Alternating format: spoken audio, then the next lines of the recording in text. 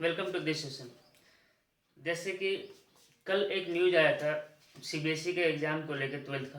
तो गवर्नमेंट ने ये बोल दिया है कि जो ट्वेल्थ का एग्ज़ाम है वो नहीं होगा, कुछ ऑब्जेक्टिव क्राइटेरिया को वो देखेगा। तो वो ऑब्जेक्टिव क्राइटेरिया में भी जो इंटरनल असेसमेंट होता है वो हो सकता है, ठीक है, जिसके बेसिस पे जो गवर्नमेंट है, जो स्कूल्स हैं, वो क्या करेगा, स्टूडेंट को मार्क्स देगा।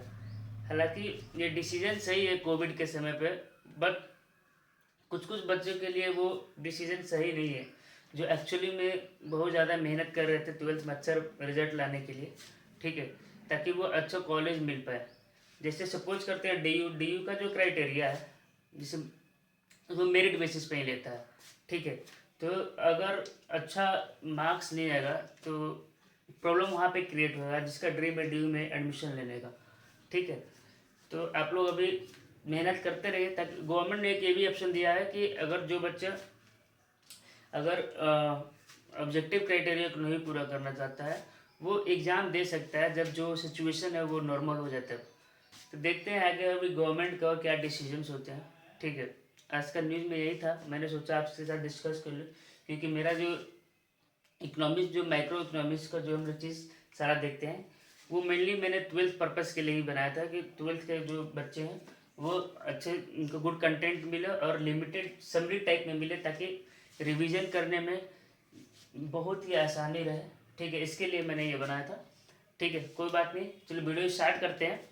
जैसे पिछले सेशन में हमने देखा था एग्रीगेट डिमांड के बारे में, देखा था क्या होता है, शेड्यूल क्या होता है, टेबल क्या होता है, उसके बारे में समझा था कि डिमांड कैसे इनकम के अकॉर्डिंग बिहेव करता है। इनकम बढ़ा रहता है तो डिमांड भी ज़्यादा रहता है, मतलब डिमांड उस रेशियो में नहीं बढ़ता है जैसे इनकम बढ़ता है, बट बढ़ता है, क्योंकि कुछ कुछ लोग जो है वहाँ पे लोग सेविंग्स करना चालू कर देते हैं, ठीक है।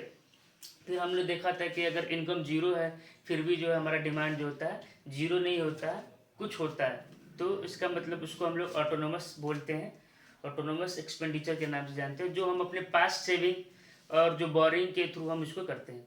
तो इस वीडियो में हम लोग देखेंगे कि कंपोनेंट्स क्या है एग्रीगेट डिमांड का, ठीक है। दो इकोनॉमी में, जैसे क्लोज्ड इकोनॉमी होता है, ओपन इकोनॉमी में कैसे होता है, फिर एग्रीगेट सप्लाई के कंसेप्ट को समझेंगे, ठीक है। तो वीडियो स्टार्ट करते हैं। Components of aggregate demand. Aggregate demand का क्या क्या कंपोनेंट्स है, ठीक है। सबसे पहले हम लोग क्लोज्ड इकोनॉमी समझते हैं और ओपन इकोनॉमी। जैसे कि मैंने पहले भी बताया हुआ था बेसिक्स में भी, कि क्लोज्ड इकोनॉमी क्या होता है और ओपन इकोनॉमी क्या होता है। और हमारे देश का इकोनॉमी क्या था, पहले 1991 से पहले क्लोज था। 1991 के बाद जब हमने इकोनॉमिक पॉलिसी लिया, न्यू इकोनॉमिक पॉलिसी 1991 में, जिसमें हमने लिबराइजेशन, प्राइवेटाइजेशन एंड ग्लोबलाइजेशन का बात किया, तो हमारा जो इकोनॉमी था वो ओपन था, ठीक है। तो क्लोज का मतलब क्या होता है कि वो इकोनॉमी जो रेस्ट ऑफ द वर्ल्ड के साथ इंटरेक्शन नहीं करता, कोई भी एक्सपोर्ट और इम्पोर्ट नहीं करता है, उसको हम लोग क्लोज्ड इकोनॉमी बोलते हैं। यहाँ पे ग्लोबलाइजेशन नहीं होता है, ठीक है। वही ओपन इकोनॉमी वो इकोनॉमी होता है जो ग्लोबलाइज्ड हो, जो दूसरे दूसरे देशों से, दूसरे दूसरे कंट्री से गुड्स को एक्सपोर्ट भी करे और इम्पोर्ट भी करे, तो वो इकोनॉमी को हम लोग बोलते हैं ओपन इकोनॉमी, ठीक है। तो हम जैसे पता है कि हमारी इकोनॉमी में तीन टाइप के सेक्टर है, ठीक है। एक हाउस होल्ड है, दो ही है, हाउस होल्ड और प्रोड्यूसर है, ठीक है। जब टू सेक्टर, जब सर्कुलर फ्लो ऑफ इनकम के बारे में जब हमने पढ़ा था, तो इसमें मैंने सर्कुलर फ्लो ऑफ इनकम में ये बताया था कि जो हाउस होल्ड सेक्टर होता है और फॉर्म सेक्टर होता है, उसके बीच में सर्कुलर फ्लो होता है, उसको हम लोग टू सेक्टर इकोनॉमी बोलते हैं, ठीक है। फिर जो गवर्नमेंट आ जाता है तो क्या होता है, थ्री सेक्टर हो जाता है। तो ये सारा अभी जो है गवर्नमेंट तक वो क्या एक क्लोज्ड है। किसी भी देश में ये लोग होते हैं, प्रोड्यूसर होता है, हाउस होल्ड होता है और गवर्नमेंट होता है, तीनों चीज़ होते हैं, ठीक है। तो उसमें एग्रीगेट डिमांड क्या कैसे होता है, तो क्लोज्ड इकोनॉमी में जहाँ पे तीन सेक्टर हो गए आपके, ठीक है। यहाँ पे हो गया कि आपका household plus firm plus government, ठीक है, ये तीन सेक्टर हो गए। तो in case of two sector, two sector मतलब हाउस होल्ड और जो प्रोड्यूसर होता है, तो जो हम लोग खर्च करते हैं उसको हम लोग बोलते हैं consumption expenditure. The expenditure which is incurred by the household sector on the various goods and services is known as consumption expenditure, ठीक है, जिसको हम लोग सी से डिनोट करते हैं। और जो भी एक्सपेंडिचर जो प्रोड्यूसर होता है अपने production of goods and services पे करता है, उसको हम लोग बोलते हैं इन्वेस्टमेंट। वो अपने पैसा को इन्वेस्ट कर रहा है। तो इन्वेस्टमेंट से क्या होता है, कैपिटल फॉर्मेशन होता है। उस पैसे से इन्वेस्ट करके और ज़्यादा से ज़्यादा और कैपिटल फॉर्म करेगा। ठीक है। तो in case of two sector economy, aggregate demand equal to होता है सी प्लस आई। ठीक है। C equal to consumption expenditure जो हाउस होल्ड के द्वारा किया जाता है, और इन्वेस्टमेंट एक्सपेंडिचर जो प्रोड्यूसर के द्वारा किया जाता है। ठीक है। दूसरा समझते हैं थ्री सेक्टर इकोनॉमी में। थ्री सेक्टर इकोनॉमी में हमारे अलग से सर्कुलर फ्लो में बताया था मैंने कि गवर्नमेंट जो है ऊपर ऐड हो जाता है। जैसे गवर्नमेंट जो है प्रोड्यूसर से गुड्स एंड सर्विसेज प्रोड्यूस करता है। जो प्रोड्यूसर होता है कॉर्पोरेट टैक्स पे करता है। हाउस होल्ड जो होता है वो फैक्टर सर्विस गवर्नमेंट को प्रोवाइड करता है, और गवर्नमेंट उसके बदले में पेंशंस, यूनिलैटरल पेमेंट, सब्सिडीज भी प्रोवाइड करता है। ठीक है। तो ये कि सारा का सारा जो था सर्कुलर फ्लो में था। इसमें भी सेम है कि एग्रीगेट डिमांड में क्या होता है कि टोटल एक्सपेंडिचर कितना किया गया है, ना कि टोटल डिमांड क्या है। नाम से डिमांड है बट क्या है, टोटल एक्सपेंडिचर काउंट करते हैं। तो जो भी एक्सपेंडिचर हाउस होल्ड के द्वारा किया जाता है वो सी हो गया। जो भी प्रोड्यूसर के द्वारा किया जाता है वो इन्वेस्टमेंट एक्सपेंडिचर होता है, जिसको आई से डिनोट करते हैं। और जो गवर्नमेंट है वो भी अपने पैसे को खर्च करती है, तो दो तरीके से खर्च करती है। ठीक है। एक वो गुड्स एंड सर्विसेज को प्रोड्यूस करती है, और जो दूसरा होता है वो इन्वेस्टमेंट करती है। इन्वेस्टमेंट इन फॉर्म कि वो इंफ्रास्ट्रक्चर को बिल्ड करती है, जैसे रोड, डैम्स, बहुत सारे चीज जो पब्लिक ट्रांसपोर्ट में जो यूज किया जाता है, सारा का सारा जो है गवर्नमेंट खर्च करती है। और गुड्स एंड सर्विसेज को भी जो है प्रोड्यूसर से परचेज करती है, जैसे कि जो कैंटीन सर्विस प्रोवाइड करती है। ठीक है। तो वो सब क्या है, वो सारा कंजम्पशन है, तो गवर्नमेंट भी खर्च करती है, इसलिए इसको एग्रीगेट डिमांड में काउंट करते हैं थ्री सेक्टर इकोनॉमी में। तो इसका जो फॉर्मूला होता है सी प्लस आई प्लस जी, ये जो होता है थ्री सेक्टर इकोनॉमी के लिए, मतलब क्लोज्ड इकोनॉमी में, थ्री सेक्टर इकोनॉमी में का फॉर्मूला ये होता है। अब समझते हैं ओपन इकोनॉमी, मतलब ग्लोबलाइजेशन, बाहर रेस्ट ऑफ द वर्ल्ड भी आएगा। ठीक है। तो पहला दो केस जो है वो दोनों को दोनों सेम रहेगा दोनों सिनेरियो में। ठीक है, क्लोज में और ओपन में। बट जो थर्ड केस होता है इसमें क्या होता है, रेस्ट ऑफ द वर्ल्ड जो है, जो बाहर का जो दुनिया है, वो जो और कंट्री है वो ऐड हो जाता है। तो इसमें क्या होता है कि लोगों के बीच में ट्रेड होने लगता है, एक्सपोर्ट होता है, इंपोर्ट होता है। ठीक है। तो अगर हमारा देश में ज़्यादा से ज़्यादा हम लोग एक्सपोर्ट करेंगे तो वो हमारे लिए बेनिफिशियल होता है। ठीक है। हम ज़्यादा से ज़्यादा एक्सपोर्ट करेंगे तो हमारे फॉरेन करेंसीज में पेमेंट आएगा, सारा का सारा चीज़ होगा, तो बैलेंस ऑफ पेमेंट में हमें पे करने में आसानी होती है। हालांकि ये सब चीज़ें हम आने वाले सेशन में डिस्कस करेंगे। ठीक है। बट अभी समझते हैं कि 3-4 सेक्टर में जब रेस्ट ऑफ द वर्ल्ड आ जाता है तो क्या होता है, उसमें एक्सपोर्ट को हम लोग ऐड करते हैं, और बाहर से जो भी गुड्स आता है उसको हम लोग माइनस करते हैं। ठीक है। एक्सपोर्ट को ऐड क्यों करते हैं, देखिए एक्सपोर्ट्स को हम लोग जो खर्च होता है, तो ये सारा का सारा एग्रीगेट डिमांड क्या है, टोटल एक्सपेंडिचर ही तो है गुड्स एंड सर्विस पे जो कर रहे हैं। तो एक्सपोर्ट में हम लोग अपने टोटल एक्सपेंडिचर करते हैं, मतलब कुछ पैसा खर्च करते हैं, गुड्स एंड सर्विसेज बनाते हैं और बाहर ट्रांसफर करते हैं, इसलिए एक्सपोर्ट प्लस होता है। और जो बाहर से जो आता है इसको एक्स इक्वल टू हम लोग बोलते हैं एक्सपोर्ट, और एम होता है इंपोर्ट। नाम से समझ में आ रहा है, ई एक्स मतलब क्या होता है, बाहर, आउट टाइप में, और इन मतलब अंदर, इन होना मतलब आना। तो इसको जब गुड्स जब दूसरे देश से हमारे देश में आता है उसको इंपोर्ट बोलते हैं। होप कि यहाँ तक आपको समझ में आया होगा। यहाँ से भी जैसे अगर मान लो सीबीएसई अगर ऑब्जेक्टिव टाइप में भी क्वेश्चन आते हैं तो यहाँ से भी डेफिनेटली क्वेश्चन आने का संभावना है। आप इस कंसेप्ट को अच्छी तरीके से समझ लें। ठीक है। अब समझते हैं कि एग्रीगेट सप्लाई क्या होता है। जैसे एग्रीगेट डिमांड में हम क्या देखते थे कि जो भी टोटल गुड्स एंड सर्विसेज पे टोटल एक्सपेंडिचर लोगों के द्वारा प्लान किया जाता है एक अकाउंटिंग ईयर में इन करस्पॉन्डिंग टू इनकम, तो एग्रीगेट डिमांड होता था। एग्रीगेट सप्लाई भी लगभग सेम है। देखिए जो भी डिमांड होता है ना और सप्लाई, देखने का बस पर्सपेक्टिव अलग है। ठीक है। डिमांड जो होता है वो कंज्यूमर करता है, सप्लाई जो है वो प्रोड्यूसर करता है। तो जो हम गुड्स एंड सर्विसेज पे कंज्यूम करने के लिए खर्च करेंगे वो पैसा कहाँ जाएगा, वो सारा का सारा पैसा प्रोड्यूसर के पास जाएगा। तो जो हमारा एक्सपेंडिचर है वही प्रोड्यूसर का इनकम बन जाता है। समझ में आ गया? तो जो एकदम माइनर डिफरेंस है, ठीक है। जो हम खर्च कर रहे हैं, जो हम पे कर रहे हैं, वो कहाँ जा रहा है? अल्टीमेटली प्रोड्यूसर के पास ही जा रहा है। इसी तरीके से पैसा जो है वो सर्कुलेट होते रहता है हमेशा इकोनॉमी में, ठीक है।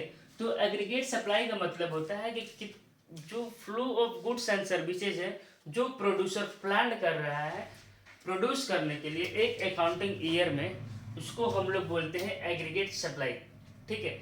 तो एग्रीगेट सप्लाई जो है वो मेनली किसके कॉरस्पॉन्डेंस में चेक करेंगे? इनकम के कॉरस्पॉन्डिंग में चेक करेंगे। और जितना ही इनकम होता है उतना ही एग्रीगेट सप्लाई होता है। तो इसलिए हम ये बोल सकते हैं कि एग्रीगेट सप्लाई जो होता है वो इनकम के इक्वल टू होता है, ठीक है। जो भी इनकम है, क्योंकि एग्रीगेट सप्लाई हम लोग टोटल सप्लाई नहीं देखते हैं कितना जो है गुड्स एंड सर्विसेज को सप्लाई किया गया, इसको जो प्लान किया गया है, जो भी मतलब टोटल इनकम के प्रिस्पेक्टिव में हम जैसे एग्रीगेट डिमांड को टोटल एक्सपेंडिचर के थ्रू देखते थे, तो एग्रीगेट सप्लाई को हम लोग टोटल इनकम के थ्रू देखते हैं कि टोटल इनकम कितना हुआ है, ठीक है। अब समझते हैं। It refers to the flow of goods and services as planned by producer during an accounting year, ठीक है। एक अकाउंटिंग ईयर में जो भी प्रोड्यूसर जो होता है, ठीक है, एक अकाउंटिंग ईयर में जो भी प्रोड्यूसर होता है जो प्लान करता है फ्लो करने के लिए, गुड्स एंड सर्विसेज का फ्लो करने के लिए सोचता है एक ईयर में, उसको हम लोग एग्रीगेट सप्लाई बोलते हैं, ठीक है। It is identical with the flow of income, ये इनकम के साथ आइडेंटिकल होता है, सेम होता है, ठीक है। तो मतलब एग्रीगेट सप्लाई अगर होगा वो इनकम के बराबर होगा, टोटल इनकम के बराबर में। एक प्लान ये यहाँ पे एक पॉइंट देख सकते हैं, यहाँ से एमसीक्यू आएगा अगर एग्रीगेट सप्लाई से आता है। तो इसमें ये पूछ सकता है कि इसमें प्लांट प्रोडक्शन देखते हैं, डिजायर प्रोडक्शन देखते हैं, या एक्चुअल प्रोडक्शन देखते हैं, या आउटपुट देखते हैं। ये आपको न्यूमेरिकल टाइप में क्वेश्चन पूछ सकता है। तो एग्रीगेट सप्लाई में हम हमेशा प्लान्ड प्रोडक्शन देखते हैं कि कितना प्रोड्यूसर के द्वारा प्लान किया गया है, कितना डिजायर किया गया है कि वो प्रोड्यूस करेगा, ना कि वो एक्चुअल जो है वो प्रोडक्ट जो प्रोड्यूस कर रहा है वो काउंट करते हैं। जैसे डिमांड के केस में हम लोग क्या रहते हैं, एग्रीगेट डिमांड, विशेष टू पे और विलिंगनेस के बारे में चेक करते थे कि वो क्या सोच रहा है, कितना खरीदना चाह रहा है, तो वो एग्रीगेट डिमांड था। तो यहाँ पे भी प्लान प्रोडक्शन और डिजायर प्रोडक्शन जो होता है इसी को हम काउंट करते हैं इंस्टेड ऑफ एक्चुअल प्रोडक्शन। अब जैसे अब उस समय में एग्रीगेट डिमांड के बाद एग्रीगेट शेड्यूल पढ़ा था, तो इसमें भी एग्रीगेट सप्लाई के शेड्यूल पढ़ेंगे। तो शेड्यूल का मतलब होता है टेबुलर रिप्रेजेंटेशन, ठीक है, टेबल का फॉर्म में जो रिप्रेजेंटेशन करता है वो, ठीक है। तो एग्रीगेट सप्लाई किसके रिस्पेक्ट में देख रहे हैं, इनकम के रिस्पेक्ट में देख रहे हैं। तो इसमें हम टेबल में ये नोट करेंगे कि जैसे जैसे इनकम बढ़ रहा है, ठीक है, जिस रेशियो में इनकम बढ़ रहा है उसी रेशियो में जो है एग्रीगेट सप्लाई भी बढ़ता है, ठीक है। अगर इनकम जीरो है सप्लाई भी जीरो होगा। लेकिन डिमांड के केस में यहाँ पे क्या था, 20 था, ठीक है। तो 20 मतलब क्या था, ऑटोनोमस वाला, ठीक है। लेकिन सप्लाई के केस में क्या होता है, वो बराबर होता है, जैसे जैसे इनकम बढ़ेगा वैसे वैसे ही एग्रीगेट सप्लाई बढ़ता है। तो there is a direct relation between the income और एग्रीगेट सप्लाई। एग्रीगेट डिमांड के भी केस में इनकम और एग्रीगेट डिमांड का था, सेम था, बट जितना तेजी से इनकम बढ़ता था उतना तेजी से हमारा एग्रीगेट डिमांड नहीं बढ़ता था। अब इसका जो ग्राफ होगा वो सीधे के सीधे लाइन होगा, स्ट्रेट लाइन होगा, ओरिजिन से स्टार्ट होगा क्योंकि जीरो से स्टार्ट हुआ है, ठीक। ओरिजिन से सीधे 45 डिग्री वो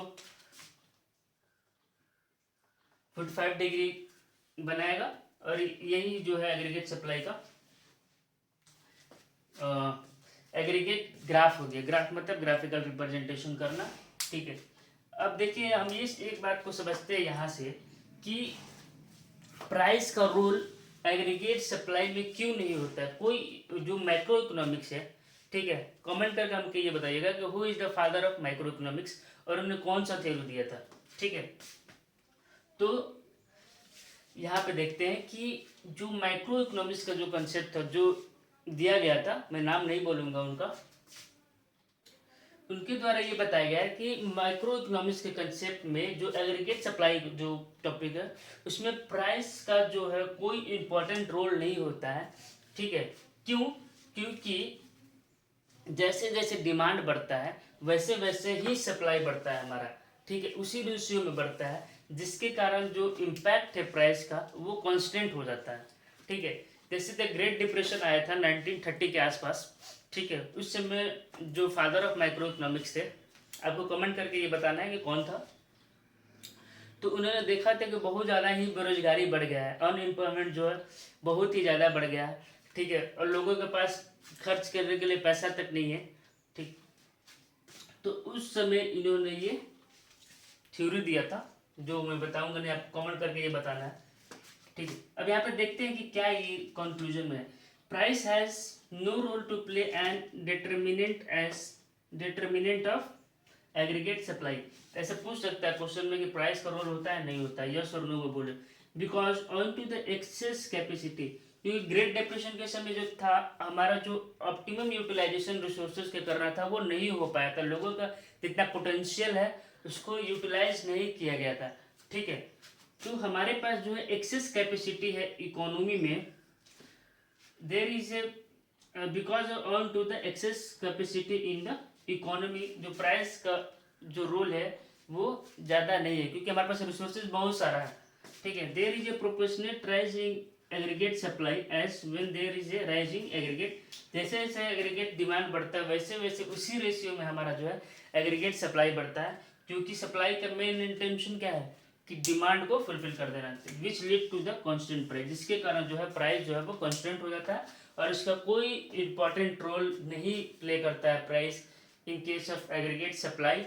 डिमांड के केस में करता है, बट हमारा बोर्ड एग्जाम में एग्रीगेट जो प्राइस है उसके बारे में नहीं पढ़ना है। ठीक है, होप कि आपको ये वीडियो पसंद है, इन्फॉर्मेटिव लगा होगा। ठीक है, अगर अच्छा लगे तो आप अपने फ्रेंड के साथ शेयर करें ताकि ज़्यादा से ज़्यादा लोगों तक ये पहुँचे। ठीक है, इस वीडियो में बस इतना ही। Thank you so much.